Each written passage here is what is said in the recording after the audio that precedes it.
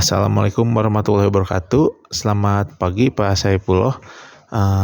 Terima kasih atas berkenannya untuk diwawancara oleh saya. Perkenalkan, saya ada di Sukmana, calon guru penggerak angkatan ke-7 dari SMA Negeri 1 Cisarua.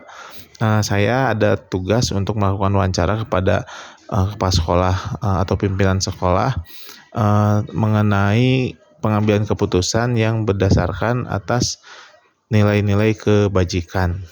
Waalaikumsalam warahmatullahi wabarakatuh.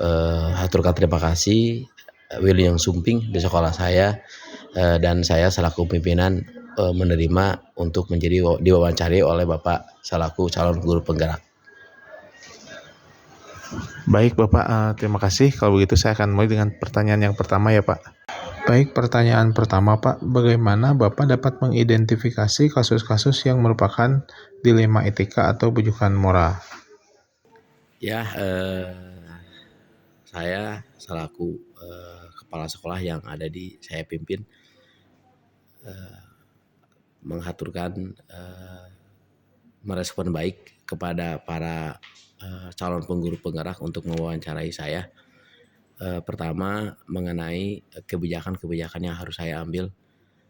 Ada yang sifatnya kebijakan yang benar dengan benar, ataupun kebijakan yang menurut benar dan kebijakan tersebut tidak benar, padahal kebijakan tersebut adalah untuk seakan-akan itu untuk dinikmati bersama.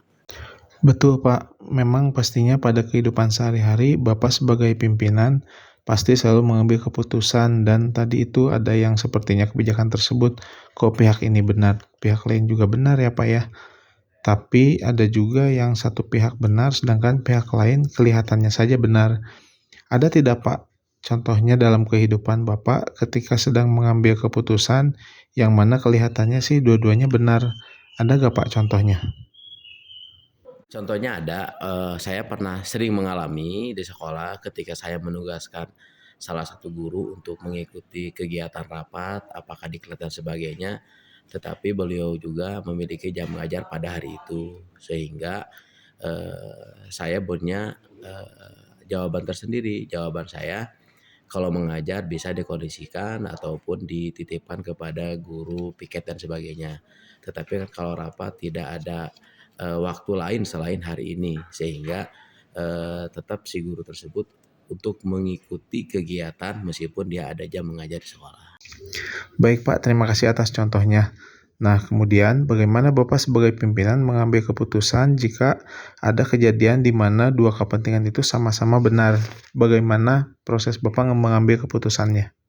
Mengambil keputusan dengan cara memberikan suatu pandangan terhadap guru tersebut.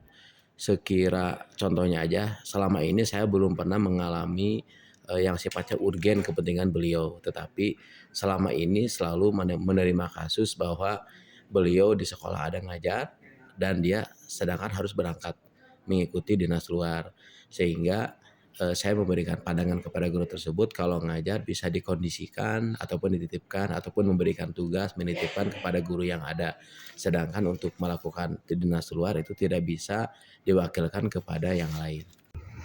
Baik Pak, terima kasih atas contohnya.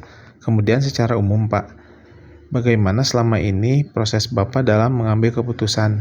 Bisa berbagai keputusan dalam berbagai hal, apakah Bapak punya prosedur tertentu? Untuk prosedur secara saya selaku pimpinan tetap kembali kepada nilai kekeluargaan di sekolah tersebut. Artinya adalah jika guru tersebut mengelak apa dengan tugas yang telah diberikan oleh sekolah, yang sifatnya tidak bisa digantikan. Halnya contoh, beliau saya tugaskan untuk mengikuti kegiatan rapat, sedangkan di keluarganya ada belasungkawa ataupun mengantar anak istrinya berobat dan sebagainya, saya mengambil keputusan maka dialih tugaskan kepada guru yang lain. Itu salah satunya kebijakan yang saya ambil selama di kasus yang ada di sekolah. Berarti kekeluargaan ya Pak ya. Kemudian Pak, menurut Bapak sendiri, kan permasalahan di sekolah ada yang ringan, ada juga yang berat. Nah, cara pengambilan keputusan yang paling efektif menurut Bapak bagaimana ya Pak? Cara pemanggilannya efektif menurut saya ketika menerima kasus yang begitu berat. Yang berat di sini apakah kasus terhadap siswa ataupun kasus terhadap dedikasi guru dalam melaksanakan tugas. Di antaranya adalah tetap memiliki tahapan-tahapan. Tahapan pertama mungkin seperti nasihat, tahapan kedua mungkin peringatan, tahapan ketiga mungkin sejenis hukuman mungkin seperti itu. Baik Pak, terima kasih. Jadi selalu pakai tahapan ya Pak ya? Ya, selalu menggunakan tahapan-tahapan yang prosedur yang telah ada. Baik Pak, kemudian dari berbagai permasalahan, kasus, ataupun kejadian-kejadian di sekolah, apakah ada tantangan yang paling Bapak ingat dalam menyelesaikan permasalahan tersebut atau mengambil keputusan? Ada, pernah mengalami adalah kasus dengan orang tua. Yang mana kasus dengan orang tua di sini adalah orang tuanya tidak menerima dengan skor yang diberikan kepada anaknya karena anaknya itu telah melanggar beberapa pelanggaran yang ada ditetapkan di sekolah. Salah satunya adalah sehingga kami mengajak saya sendiri dan beserta guru wali kelas dan guru BK mengajak orang tuanya untuk mengadakan musyawarah mengingat keterkaitan permasalahan si anak tersebut, sehingga seberat apapun masalah yang kita hadapi dengan adanya musyawarah yakin akan ada jalan keluarnya. Musyawarah dan kekeluargaan ya Pak. Baik Pak, kemudian selama ini ketika Bapak menghadapi misalnya ada satu keputusan yang harus diambil, apakah Bapak langsung mengambil keputusan saat itu juga? Atau mungkin Bapak punya waktu tertentu untuk mengambil keputusannya? Ditunda atau mungkin dijadwalkan di hari lain gitu Pak? Untuk pengambilan keputusan, kalau memang sifatnya urgen yang harus dan hari itu harus diputuskan, saya putuskan mungkin dengan sendiri. Tetapi kalau memang keputusan tersebut bisa ditunda, maka saya akan bermusyawarah dengan tim manajerial di sekolah saya supaya keputusan tersebut berdasarkan hasil musyawarah. Baik Pak, jadi tergantung sifat permasalahannya itu sendiri ya Pak. Kemudian kalau misalnya selama ini dalam Bapak mengambil keputusan, apakah ada orang-orang yang Bapak anggap sangat membantu Bapak dalam pengambilan keputusan tersebut?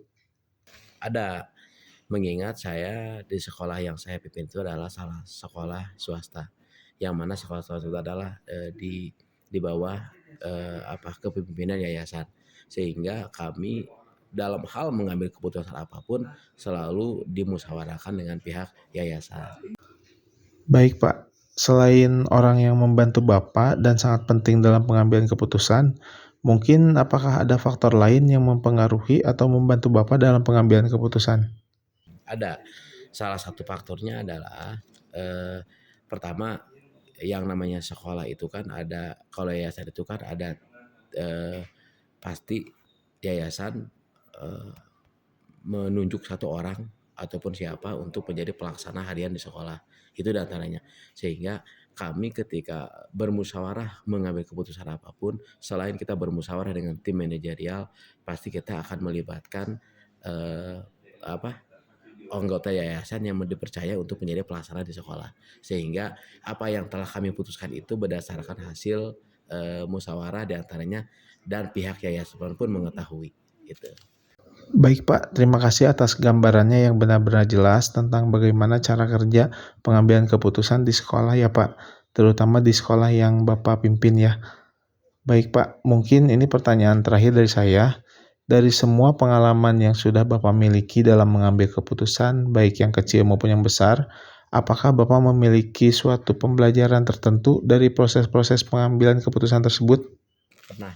Ada yang jelas, ada di sini, ada yang ketika keputusan yang saya ambil itu kok ternyata nggak pas gitu. Itu salah satunya. Sehingga dari permasalahan yang telah saya alami dengan keputusan yang saya putuskan akan menjadi suatu pembelajaran buat saya ke depannya.